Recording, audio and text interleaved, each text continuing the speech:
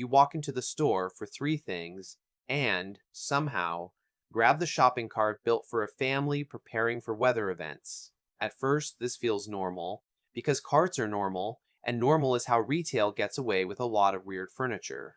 Then the three items land in one corner, and suddenly the cart looks less like a tool and more like a tiny warehouse with wheels. Nothing has gone wrong, yet. You have not decided to do a big shop. You have not abandoned discipline. You have not been possessed by the snack aisle. But the mission now looks unfinished, because the container is loudly implying that three things is not a trip. It is a clerical error. So the question is not just why you grabbed a cart, it is why all that empty metal starts to feel like an invitation. And this is where the cart stops being just a cart and starts looking a little more like a business plan with wheels. Because the modern shopping cart did not arrive from the heavens as neutral grocery furniture, lovingly delivered by the angel of convenient cabbage transport. It was introduced by Sylvan Goldman on June 4th, 1937, at a Humpty Dumpty grocery store in Oklahoma City. And according to the Smithsonian, the point was not just comfort. The cart was developed to increase shoppers' ability to purchase more groceries, which is a very polite museum way of saying people could only buy so much if their arms started filing complaints. Goldman's early version came from folding chairs, wheels, and baskets, because apparently retail innovation sometimes begins as patio furniture having a nervous breakdown. But here's the funny part. Shoppers did not immediately love it. Some men thought pushing a cart looked weak. Some women associated it with baby carriages, and the whole thing initially flopped in the most socially awkward way possible. So Goldman reportedly hired models to push carts around the store until regular shoppers copied them, which means even the normal shopping cart had to be socially engineered into looking normal. And once the cart had been socially smuggled into normal behavior, the weird part is how quickly it stopped looking weird. By 1940, demand was reportedly so strong that store owners faced a 7-year waiting list to buy shopping carts, which is incredible because 3 years earlier, people were basically looking at them like cursed baby furniture. Then, in 1946, Orla Watson helped solve the next boring but crucial problem. Where do stores put all these metal hunger boxes? His rear swinging door nesting cart let carts telescope into each other, which sounds dull until you realize dull storage fixes are how strange inventions become infrastructure. Once carts could stack, stores could scale them. Once stores could scale them, shoppers could stop noticing them. And now the Smithsonian estimates there are about 20 to 25 million shopping carts in US retail stores at any given moment. Roughly one cart for every 13 Americans. That is not an object anymore. That is a species. And while the exact bigger carts make you buy 40% more claim, should be treated carefully, reports have tracked carts at major retailers growing dramatically over decades. So yes, the cart became normal. But it also became bigger, more available, and more quietly matched to the store's favorite version of you, the one who might buy more. Okay, so before we blame the cart for every financially suspicious bag of chips, we need to slow down for one annoying but important detail. The research is not as clean as the internet version wants it to be. A 2019 review found surprisingly few studies directly testing how carts, baskets, or empty hands change what people do inside stores. Which is awkward, because big cart equals big receipt is a much simpler sentence, and simple sentences are where nuance goes to die. In one 15-store observational study of 3,500 shoppers, only 20% used carts, 28% used baskets, and 51% used no carrying equipment at all. So no, the cart is not automatically the main character in every shopping trip, and carts tend to become dominant when shoppers are buying around 14 items or more, which means they are often a response to a bigger trip, not the original crime scene. But that is exactly why this gets slippery. The cart may not create a big mission from nothing, but once you choose it, a bigger mission starts to feel a lot less strange. So here is the actual trick, and it is annoyingly simple. The container changes what enough looks like. Put three items in a basket, and the trip can feel basically finished. Tiny mission, tiny container, tiny little victory for adult self-control. Put the same three items in a full-sized cart, and suddenly those items look like the opening credits. There is room everywhere. Room beside them, room behind them, room for the thing you forgot, the thing on sale, and the thing your brain will later describe as technically useful, which is where budgets go to be politely murdered. That empty space is not mind control. It does not whisper in Latin, rotate its wheels backward, and force you to adopt the family-sized cereal lifestyle. But it does create visual slack, less pressure, less fullness, less immediate feedback that the small trip is becoming a medium trip with better branding. The cart does not have to make you want more stuff. It only has to make more stuff feel less like a violation of the original plan. And once that happens, the store has a much easier job, because now it just needs you to keep moving. And once the cart makes a little more feel acceptable, the store gets to do what stores are very good at, existing around you with suspiciously good timing, because a grocery store is not just shelves, it is a route, a sequence of queues, and a very polite obstacle course made of cereal, end caps, and seasonal nonsense. One study of 2,300 consumers across 28 stores looked at 34,000 purchases and found that 60.9% were unplanned, which is a rough number if your business model is please make rational decisions in the cracker aisle.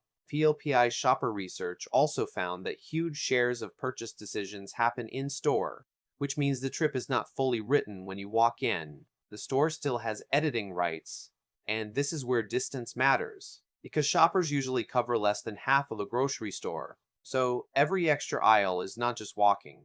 It is more packaging, more deals, more, oh right, we need that, and more little chances for the original list to lose a court case. In one field experiment, a mobile coupon that pulled shoppers farther from their planned route generated 21.29s in unplanned spending, compared with 13.3 through a coupon near the planned path. That is not because the coupon summoned a demon. It just moved the shopper through more chances to buy, so the cart is not acting alone anymore. It is carrying the shopper through a queue machine, and every new item makes the machine a little easier to obey. At this point, the danger is no longer one extra item. One extra item is survivable. Society has endured a surprise yogurt before. The problem is what the first extra does to the story of the trip. Gilbride and colleagues argue that one unplanned purchase can cue other forgotten needs, which is basically the grocery store version of while I'm here. So the first extra does not feel like overspending. It feels like a correction. You were not breaking the list. You were discovering the list was badly managed by past you, a known unreliable employee. Then that correction makes the next correction easier. The snack reminds you of lunches, the lunches remind you of paper towels, and the paper towels remind you that home is apparently a small failing business with plumbing. And because the cart still has room, none of this feels physically dramatic. A basket would start complaining, your hands would start making legal threats. The cart just absorbs the evidence, so the mission mutates one item at a time, while each edition arrives with its own tiny courtroom defense. By the time the cart looks normal, the original 3-item trip has quietly been replaced by a much more confident story. And once the cart finally looks normal, a second problem shows up. The shopper now has to remember what normal is supposed to cost, which sounds easy until you realize grocery math is basically doing accounting while surrounded by tortillas. Budget shoppers often try to track the basket total in their heads, but a 2010 study found people calculating the exact total were less accurate than people making rough estimates, which is rude, honestly. Even the responsible strategy can become a tiny spreadsheet hallucination. Then there is in-store slack, money the shopper has mentally available for decisions inside the store, even if it was not attached to the original list. That slack is where justice once goes to find legal representation, and the cart helps because the total grows in small units, while the container keeps sending the same calming message. Look, there's still room. One extra item does not look like a receipt problem. 5 extra items still may not look like a receipt problem. The receipt, unfortunately, has stronger opinions, so the trip can feel controlled right up until checkout begins translating small permissions into one larger number. And the bad news is not that every shopper is tricked the same way. It is that retailers have very good reasons to keep testing how much the cart itself can do. Now, if you want the cleanest version of the cart itself can matter, do not look at a giant cart. Look at the handle. In a 2022 field experiment, Researchers tracked 2,350 mine shoppers in a 1,000 square meter European supermarket. The carts were basically identical, except some had the standard horizontal handle and others had parallel handles. Tiny design change, very boring, extremely annoying for anyone hoping the story stays simple. In the matched sample, shoppers with parallel handle carts bought 17.42 items on average, compared with 13.79 with standard carts. They also spent $34.62 instead of $25.97, which is not exactly oops, one gum pack. The researchers linked the effect to different arm muscle activation and argued the cart can function as a marketing tool, not just carrying equipment. Make of that what you would, but marketing tool with wheels is a pretty dark job title for an object covered in old receipt dust. And smart carts push this into the modern version. Screens, feedback, totals, prompts, and all the tiny dashboard energy retail can legally attach to a basket. One 2026 study of 12,418 German supermarket sessions found smart cart users spent 32% more, bought 25% more items, and stayed 23% longer. Now, do not get your hopes up too much. That is an association, not proof that the cart alone caused everything, but the loop is visible now. Container size, body feel, route exposure, impulse cues, budget slack, and finally the receipt. Not one magic trick. A system of small pushes all facing the same direction. So no, the ending here is not shopping carts are evil. That would be stupid, and also deeply unfair to anyone buying potatoes for more than one human. A big cart makes sense when the mission is actually big. If you are doing a weekly shop, feeding a family, stocking up, or preparing for the mysterious national emergency known as guests are coming, take the cart.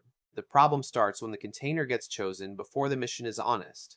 Because once the big cart is there, the store gets a quiet vote in what a normal amount to buy looks like. Not a command, not a spell, just a frame. And that frame matters most on the tiny trips, the three things trips, the trips where a basket would have made the mission look complete after 30 seconds. The receipt at the end is not usually one giant mistake.